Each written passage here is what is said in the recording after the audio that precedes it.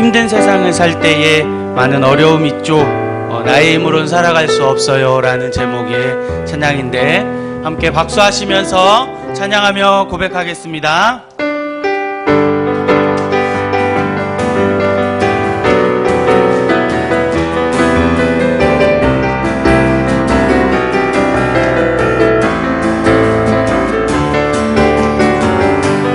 힘든 세상을 살 때에, 힘든 세상을 살 때에 많은 어려움이 있죠. 나의 힘으로 살아갈 수 없어요. 날마다 쓰러지고 무너진 내 모습, 일어설 힘조차 없는 나의 모습을 아버지의 강한 손으로 만지소서. 아멘. 성령의 기름 부어 나를 일으키소서. 성령의 충만한 능력을 내게 부어주소서. 나를 주님의 큰 용사로 만들어주소서. 나를 강하게 하소서. 주의 크신 손으로 강하게 하소서. 나를 들어 주께 일 행하소서. 우리 한 번 더 고백하십시다. 힘든 세상을 살 때에 많은 어려움이 있죠. 나의 힘으로 살아갈 수 없어요. 날마다 쓰러지고 무너진 내 모습, 일어설 힘조차 없는 나의 모습을 아버지의 강한 손으로 만지소서. 아멘. 성령의 기름 부어 나를 일으키소서. 성령의 충만한 능력을 내게 부어주소서. 나를 주님의 큰 용사로 만들어주소서.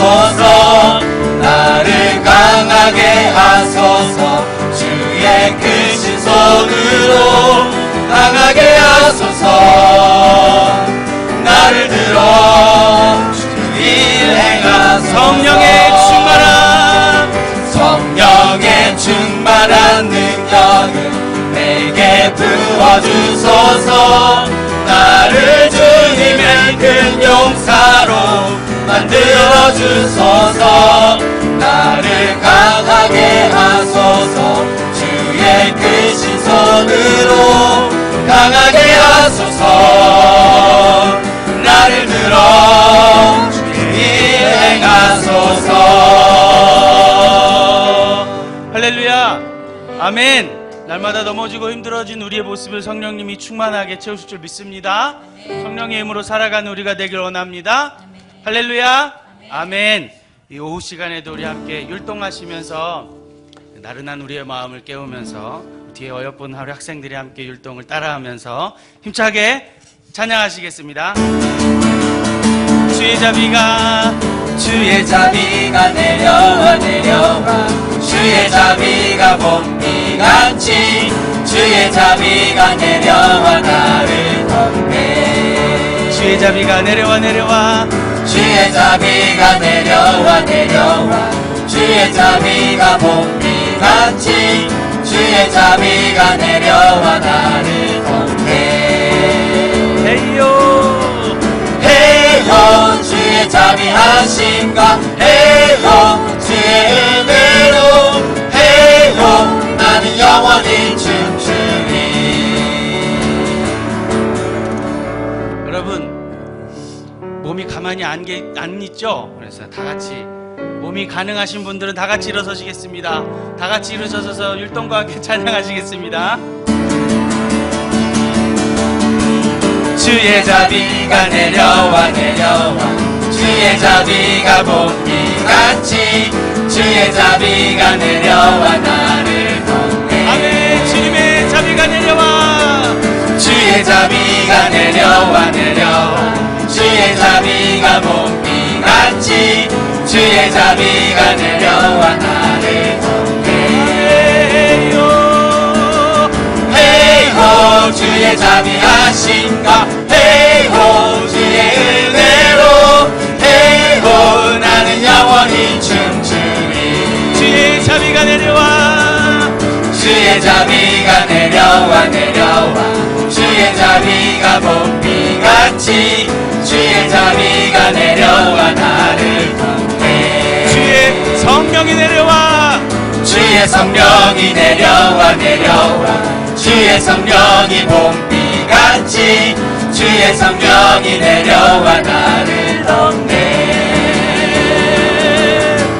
헤이호 주의 자비하신가 헤이호 주의 은혜로 헤이호 나는 영원히 춤추리. 헤이요 헤이호 주의 자비하신가 헤이호 주의 은혜로 헤이호 나는 영원히 춤추리. 헤이요 고백하십니다. 헤이호 주의 자비하신가 헤이호 주의 은혜로 헤이호 나는 영원히 춤추리. 할렐루야 아멘. 우리 주님께 영광과 박수 올려드리십시다. 아멘. 그대로 아우 빠르시구나. 우리 성도님들이 그대로 서야 되는데 자 그대로 서서 계속 일동을 해야 되는데 바로 앉아버리셨습니다.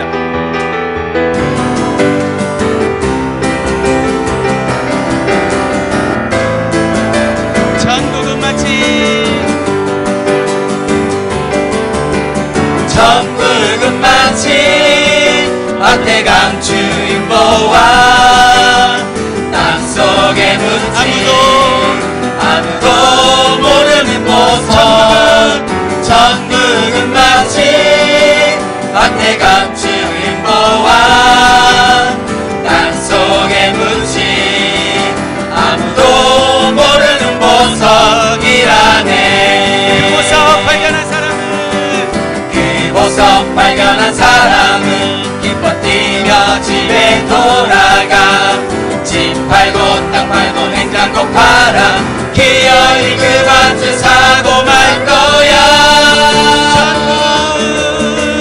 천국은 마치 박태강 주인 보아 땅속에 묻힌 아무도 모르는 보석. 천국은 마치 박태강 주인 보아 땅속에 묻힌 아무도 모르는 보석이라네. 그 보석 발견한 사람은 기껏 뛰며 집에 돌아가. 집 팔고 땅 팔고 냉장고 팔아 기어이 그 밭을 사고 말 거야. 할렐루야. 천국은 마치 박태강 주인 보아 땅속에 묻힌 아무도 모르는 보석. 천국은 마치 박태강 주인 보아 땅속에 묻힌 아무도 모르는 보석이라네. 주 날 구원했으니 주 날 구원했으니 어찌 잠잠하리. 기쁨에 찬송 드리리. 아멘. 주의 내 제사 했으니 주 내 제사 했으니 어찌 잠잠하리. 기쁨에 경배 드리리. 아멘. 주를 향한 나의 사랑 주를 향한 나의 사랑 멈출 수 없네. 멈출 수 없네. 주를 향한 나의 열정 멈출 수 없네. 멈출 수 없네. 나 기쁨에 춤추리. 내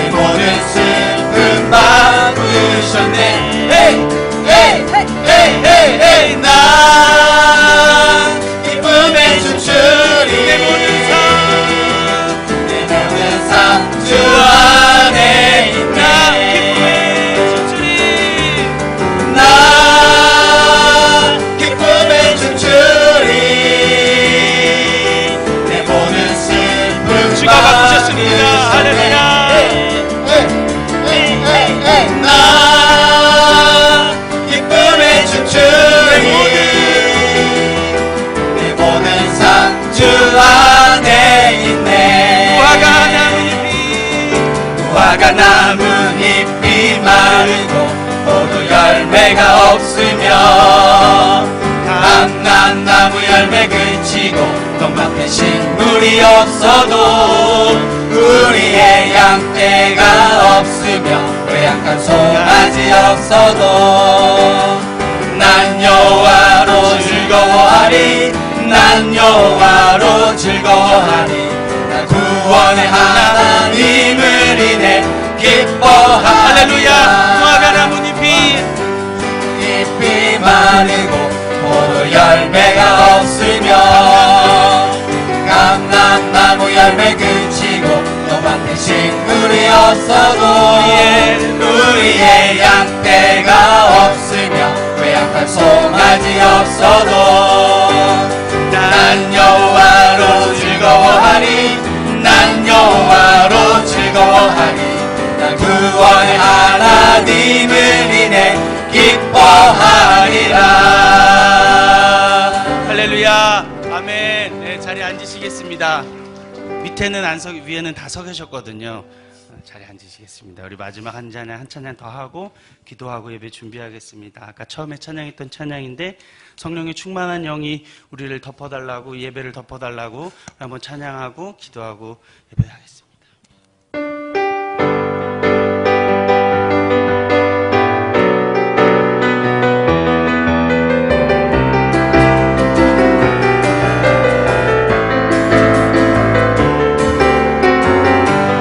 힘든 세상을 살 때에 힘든 세상을 살 때에 나는 어려움이 있죠. 나의 힘으로 살아갈 수 없어요. 날마다 쓰러지고 무너진 내 모습, 일어설 힘조차 없는 나의 모습을 아버지의 강한 손으로 만지소서. 성령의 기름 부어 나를 일으키소서. 성령의 충만한 능력을 내게 부어주소서. 나를 주님의 큰 용사로 만들어주소서. 나를 강하게 하소서. 주의 크신 손으로 강하게 하소서. 나를 들어 주의 행하소서. 성령의 충만한 능력을 내게 부어주소서. 나를 주님의 큰 용사로 만들어주소서. 나를 강하게 하소서. 주의 크신 손으로 강하게 하소서. 나를 들어 주의 행하소서. 아멘. 우리 이 시간에 고백할 때 찬양으로 고백한 것처럼 성령이 나를 붙들어 달라고, 오늘의 예배를 붙잡아 달라고, 오늘 말씀 전하시는 목사님을 붙들어 달라고, 말씀 듣는 내 자신을 붙들어 달라고 우리 한번 동성으로 기도하며 목사님 나오실 때까지 함께 기도하시겠습니다. 기도하겠습니다. 할렐루야. 성령 하나님, 우리를 붙들어 주시옵소서. 이후에도 하나님 아버지 주님을 사모하여 주님 예배하고자 나왔습니다. 오늘 예배를 붙들어 주시고 성령의 충만한 영으로 우리를 붙잡아 주시옵소서. 오늘 드려지는 예배를 붙들어 주시옵소서. 예배 가운데 함께하여 주시기를 원합니다. 예배 가운데 놀라운 함께 하시는 그 성령 하나님, 여러분과 함께 읽은 에스겔 37장은요 에스겔서 중에서 가장 많이 설교 본문으로 인용되고, 또 여러분들도 에스겔서에 있는 다른 어떤 부분의 설교보다도 가장 많은 동일한 주제로 설교를 들은 본문의 내용이 바로 오늘 에스겔 37장에 있는 말씀입니다. 그러니까 설교도 많이 하고 여러분이 설교를 많이 했으니까 듣기도 많이 들은 본문 말씀이 오늘 에스겔 37장의 말씀이 되는데요. 이 에스겔 37장의 말씀은 마른 뼈에 대한 이야기입니다. 그런데 마른 뼈에 대한 이야기인데 소망에 대한 이야기입니다. 한번 따라합니다. 생기야, 사방에서부터 오라. 마른 뼈들에게 생기가 분다. 이것은 소망의 말씀입니다. 바벨론 나라의 느부갓네살 왕이 이 이스라엘 유다를 3번 침략을 합니다. BC 605년에 첫 번째로 침공했을 때 다니엘과 3명의 친구를 붙잡아 가게 되고요. 그리고 BC 598년 두 번째 침략을 했을 때에는 유다의 왕이었던 여호야김이라는 왕이 바벨론을 배반하고 애굽과 동맹 관계를 맺기 때문에 거기에서 침략이 일어납니다. 그리고 그때 다시금 이 유다 땅에 유명하고 지식이 있고 그리고 뭔가 훌륭한 사람이라고 인정되는 사람들은 모두 다 포로로 끌려갔습니다. 그때 포로로 유명하고 지식이 있고 훌륭하다고 생각하는 사람들이 다 끌려 포로로 붙잡혀갔기 때문에 유다 땅에 남아있는 사람들은 포로로 붙잡혀간 사람들에 비해서 조금은 지식적이지 못하고 조금은 삶이 훌륭하지 못한 사람들이 남아 있었겠죠. 그런데요, 두 번의 침략을 통해서 왕족들이 붙잡혀가고 훌륭하고 지식적인 사람들이 붙잡혀간 이후에 유다 땅에 남아있는 사람들은 이렇게 말을 합니다. 이제 이곳에다가 우리가 새로 집을 짓고 살자. 여기에 하나님의 성전이 있는데 감히 누가 우리를 멸망시키겠느냐? 우리가 복받은 사람이라 이렇게 자화자찬합니다. 지금 나라는 두 번의 전쟁을 통해서 왕족들이라든지 훌륭하고 민족의 지도자가 될 만한 지식인들이 다 붙잡혀가는 그러한 환난, 어려움 중에 있었는데 하나님을 붙들고 기도하고 이 원인이 어디에 있는지 묻고 하나님 앞에 울부짖으며 나라의 아픔을 위해 기도하고 그러면서 나라의 안전을 위해 기도해야 할 백성들이 그렇게 하기는커녕 야, 이제 우리가 여기서 집 지르고 살자. 하나님의 성전이 여기 있으니까 감히 누가 우리를 멸망시키겠느냐? 다 붙잡혀갔는데 우리는 안 붙잡혀갔으니까 우리가 복받은 사람이다. 이렇게 말을 했어요. 자신들의 삶을 돌아보지 못하고 하나님 앞에 기도하고 부르짖지 못하는 남아있는 유다 땅에 있는 사람들을 보고 하나님은 이렇게 말씀하십니다. 바벨론에 포로로 끌려간 사람들이 복받은 사람이다. 너희는 극히 나쁜 무화과요. 바벨론에 끌려간 사람들이 좋은 무화과니라 라고 말씀하십니다. 하나님의 성전은 있었습니다만 여호와의 영광이 예루살렘에서 이방 땅 바벨론으로 옮겨갔던 것입니다. 그리고 결국은 587년 두 번째 침략이 일어난 지 18년 만에 느부갓네살 왕이 3차 침공해서 예루살렘은 완전히 멸망당하고 성전은 완전히 파괴되어 버리고 말았습니다. 사랑하는 성도 여러분, 오늘 여러분의 삶 가운데 나의 모습을 바라보고 만약 유대 땅 머물러 있었던 백성들처럼 내가 이만큼 기도하고 이만큼 봉사하고 이만큼 예배하는 나는 복 있는 자로다 라고 판단하며 하나님이 더 기도하기 원하고 더 예배하기를 원하고 더 봉사하기를 원하시는데 그 봉사의 자리에 올라가지 못하고 이만하면 됐다, 이 정도 하면 나는 복 있는 사람이라 라고 판단하시고 계시다면 혹시 하나님이 아니다, 너는 좋은 무화과가 아니고 나쁜 무화과야 라고 말씀하실 수 있다는 거예요. 여러분, 예배의 자리, 기도의 자리, 봉사의 헌신의 자리, 이만큼 하면 됐지, 이 정도 하면 내가 복 있는 사람이지, 여러분 거기에서 머물지 말고 더 최선을 다하고 더 힘을 다하여 하나님 앞에 인정과 칭찬받을 수 있는 여러분이 되시기를 주님의 이름으로 축원을 드립니다.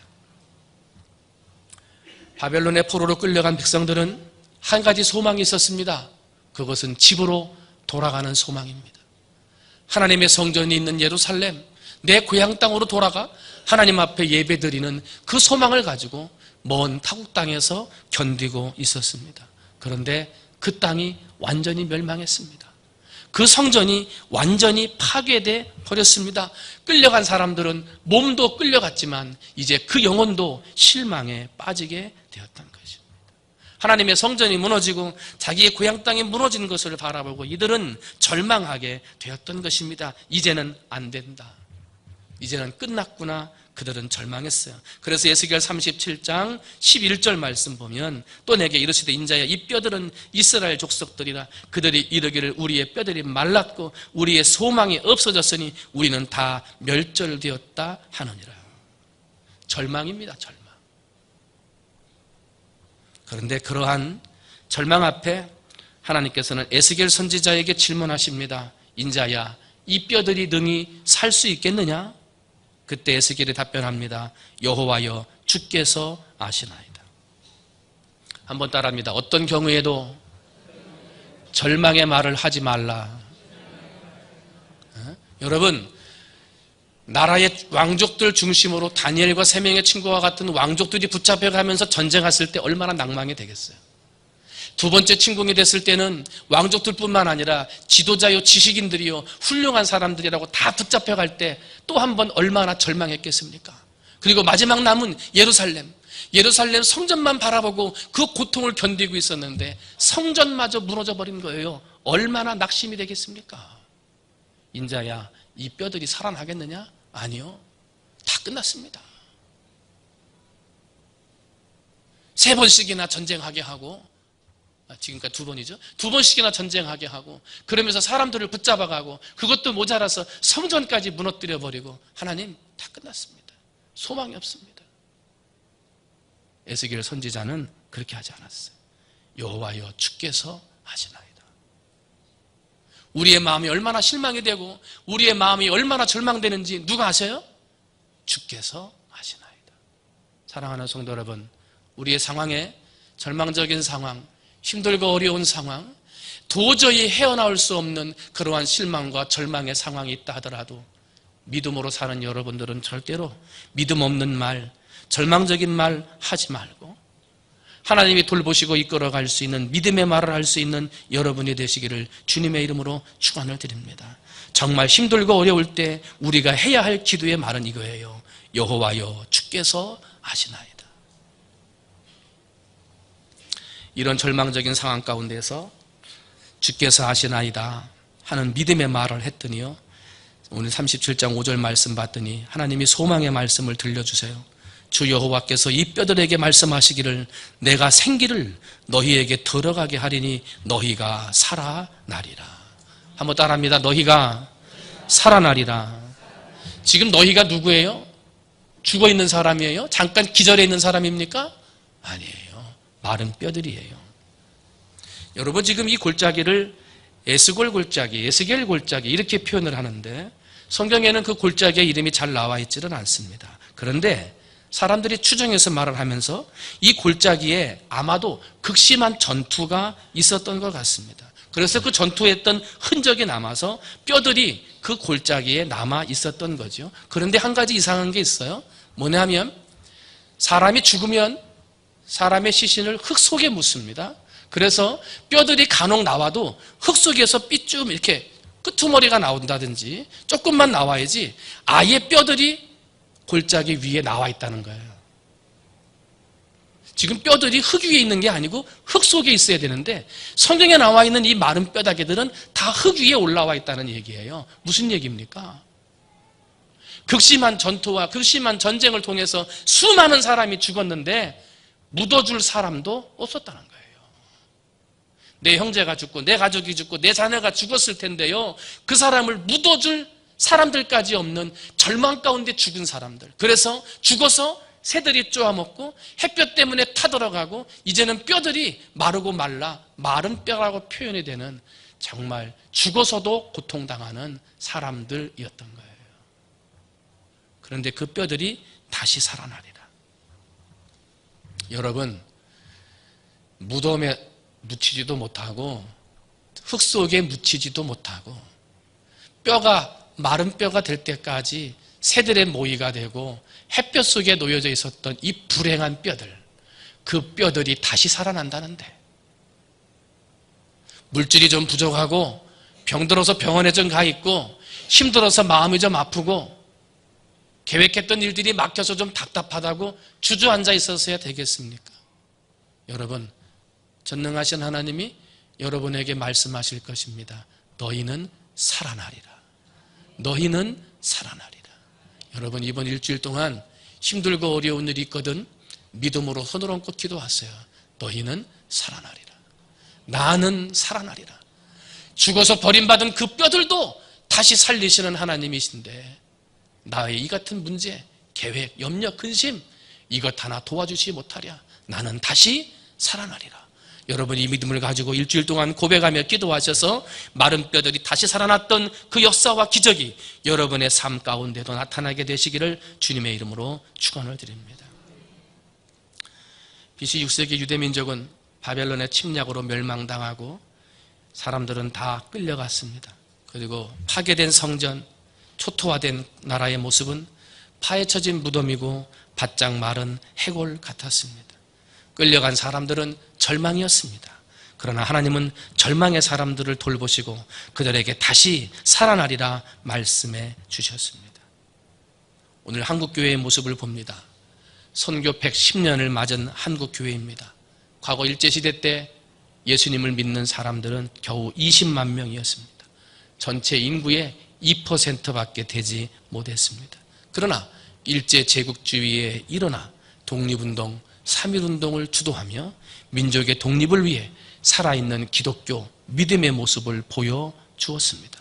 그런데 오늘 기독교 신자가 20%, 많게는 25%까지 본다고 하는 사회에 살고 있는데도 사회적인 영향력을 발휘하기보다는 오히려 사회로부터 지탄을 받고 있습니다.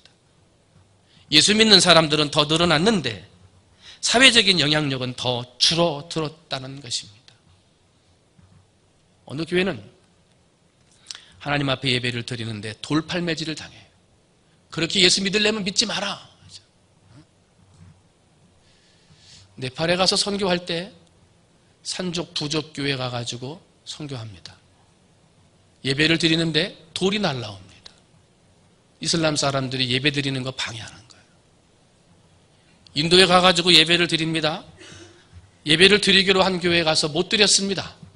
왜냐하면 외국 사람들이 와가지고 예배 드린다고 하니까 그 전날 사람들이 돌을 던져서 그나마도 허술하게 지어진 교회인데 그 교회를 무너뜨려 버렸습니다. 허물어 버렸습니다. 예배를 못 드렸어요. 똑같이 돌을 맞고 똑같이 돌 던지움을 당하는데 오늘날 많은 우리 한국에 있는 교회와 교인들은 비난과 지탄의 돌을 받는 거예요. 그런데 선교지 현장에 있는 땅들은 복음 때문에 돌을 받는 거예요. 그죠? 달라요, 이게. 이 문제가 뭘까? 그죠? 똑같은 돌을 던지는데 돌이 달라요. 이 문제가 뭘까 하는 거죠. 가만히 생각해 봐요. 교인은 많은데 제자가 없다는 거예요. 성도는 많은데 제자가 없다는 거예요. 주일날은 예배 드리러 와가지고 다 앉아서 예배를 드려요.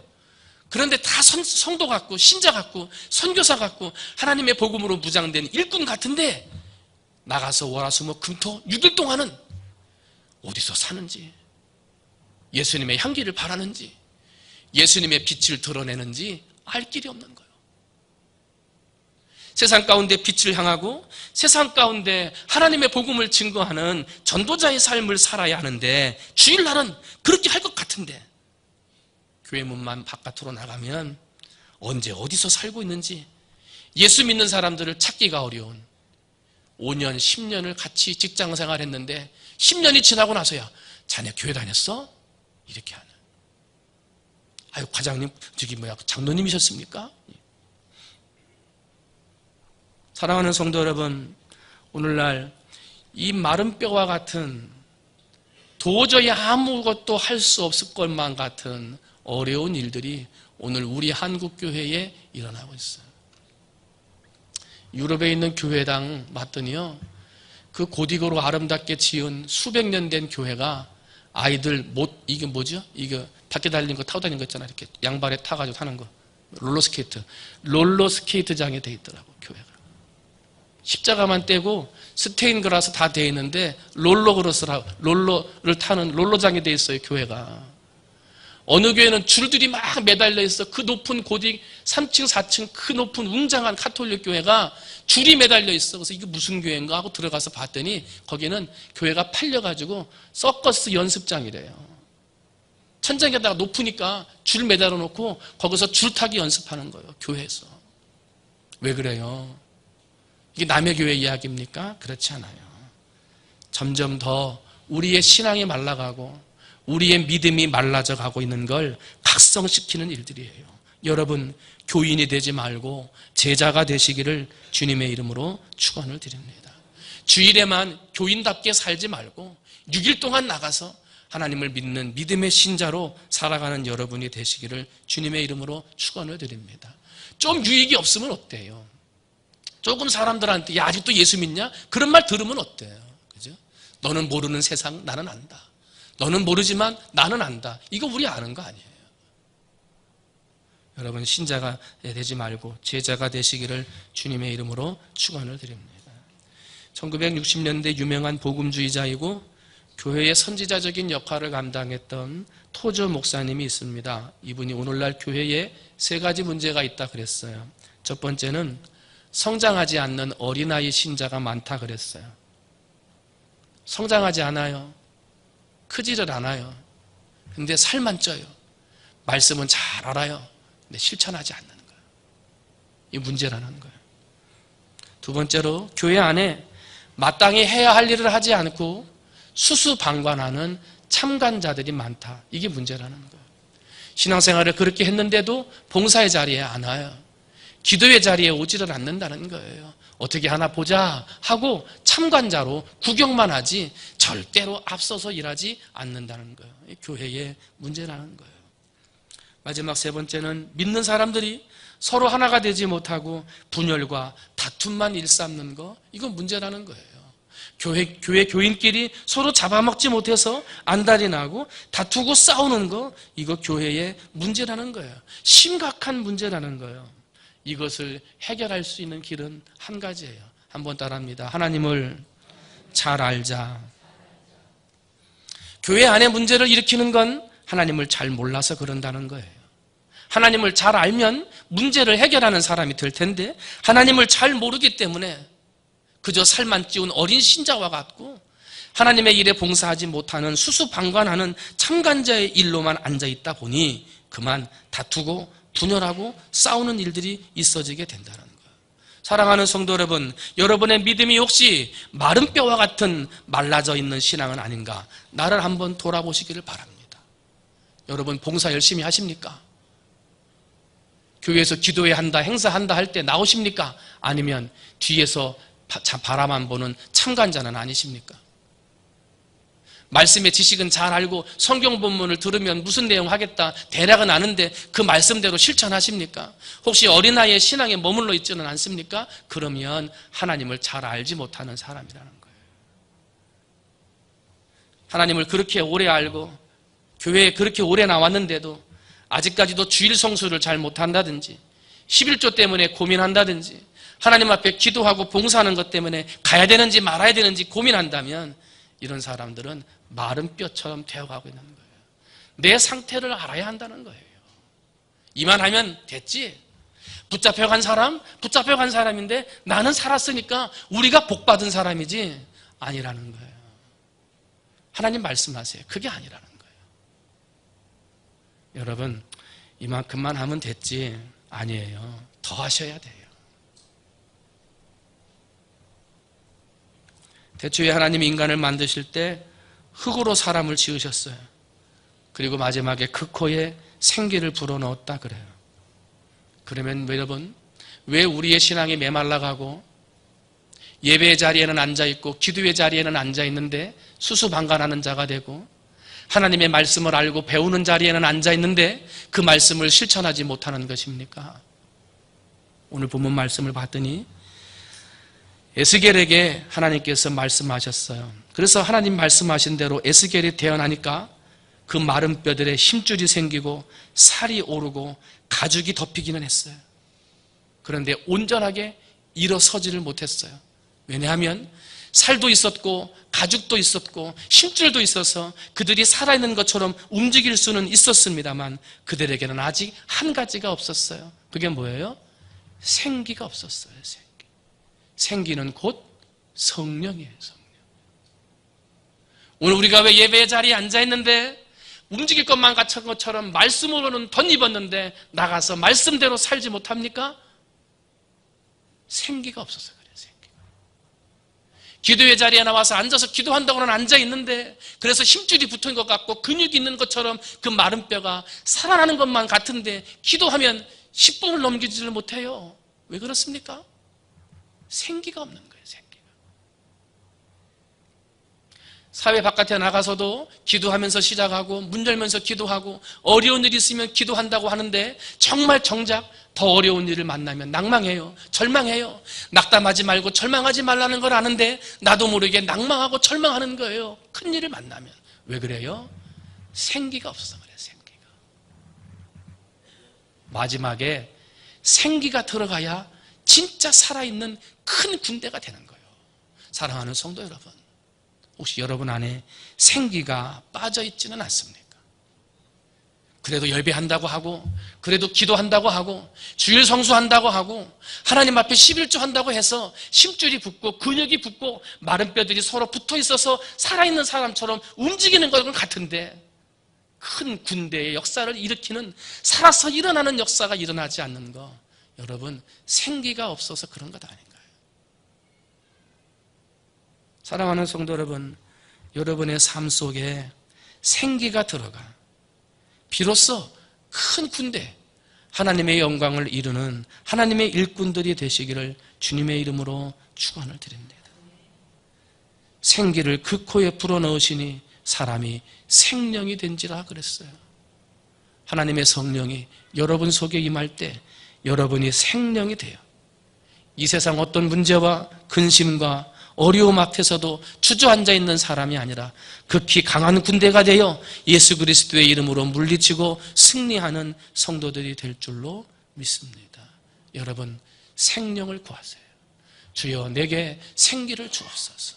주여 내게 성령 충만케 하옵소서. 예배를 드리고 기도하고 봉사함이 기쁘고 즐거움이요 세상에서 나가서 수고하고 일을 함도 하나님을 위한 즐거움이요 세상 어떠한 염려와 근심과 문제가 있어도 능히 이겨나갈 수 있는 생명의 사람이 되게 해달라고 여러분 기도하시기를 주님의 이름으로 축원을 드립니다. 말씀을 정리합니다. 이스라엘 백성은 끌려가지 않으니까 자기들이 좋은 무화과 나무인 줄 알았어요. 근데 아니라 그랬어요. 사랑하는 성도 여러분, 이만큼만 하면 되지 않을까? 너무 앞서가지도 말고 너무 뒤처지지도 말라 그러는데 중간만 가면 되지. 혹시 그렇게 하고 계시진 않은가요? 여러분 더 열심히 내시길 바랍니다. 더 충성하시기를 바랍니다. 더 헌신하시기를 바랍니다. 그래서 여러분 안에 생명이 가득하여 그냥 붙어있고 마주쳐 있었던 붙어있고 심줄과 그런 것들이 붙어있기만 했던 그 몸에서 하나님의 생명이 들어가 다시 일어나 하나님의 영광을 위해 쓰임받을 수 있는 하나님의 그 강한 군사들이 다 되시기를 주님의 이름으로 축원을 드립니다. 기도하겠습니다. 사랑의 하나님 아버지 감사합니다. 이스라엘 백성들은 3번의 침략을 당해서 민족의 수많은 사람들이 포로로 끌려갔습니다. 그런데 남아있는 자들은 포로로 끌려가지 않았다고 해서 자기들이 좋아했습니다. 이런 문제가 어디서 왔는지, 왜 하나님이 3번씩이나 민족을 치시는지 기도하고 하나님 앞에 울부짖어야 할 백성들이 오히려 우리는 살게 되었다고, 우리는 안 잡혀갔으니 복 있는 사람이라고, 하나님의 성전이 여기 있으니 우리 망하지 않을 거라고 자화자찬하며 즐겼습니다. 하나님은 그들을 치셨습니다. 완전히 멸망시켰습니다. 절망에 빠졌습니다. 하나님이 소망을 주십니다. 다시 살아나리라. 아버지, 오늘 우리의 신앙을 돌아봅니다. 하나님 앞에 믿음으로 예배하고 기도하고 하나님 앞에 열심히 봉사한다고 하는데 그러한 수고와 봉사와 예배를 통하여 이만큼 하면 됐지, 나는 복 있는 사람이다, 하나님 앞에 할 만큼 했다라고 생각하는 우리를 하나님이 바라보십니다. 그리고 교계를 가로지었습니다. 아니다, 그렇지 않다. 아버지 하나님, 오늘 우리의 삶에 그 뼈에 힘줄이 생기고 살이 오르고 그 위에 가죽이 덮이나 그 속에 생기는 없는 사람들이 많이 있습니다. 하나님의 성령이 없는 사람들이 있습니다. 예배는 드리는데 기쁘지 않고, 기도하는데 깊이 기도하지 못하고, 하나님 앞에 봉사하는데 기쁨으로 하지 못하는 사람들이 있습니다. 아버지, 생기가 없는 것입니다. 우리 사랑하는 충무중앙의 성도들, 그 속에 생기가 있게 하여 주시옵소서. 다시 살아나게 하여 주시옵소서. 극히 큰 군대를 이루게 하여 주시옵소서. 그러므로 우리 충무중앙교회가 우리 통영 땅에 하나님의 분연이 일어나 하나님의 복음을 증거하는 아버지 군사와 같은 교회가 될 수 있도록 주님 역사하여 주시옵소서. 모든 말씀 사랑이 많으신 예수님의 이름으로 기도하옵나이다.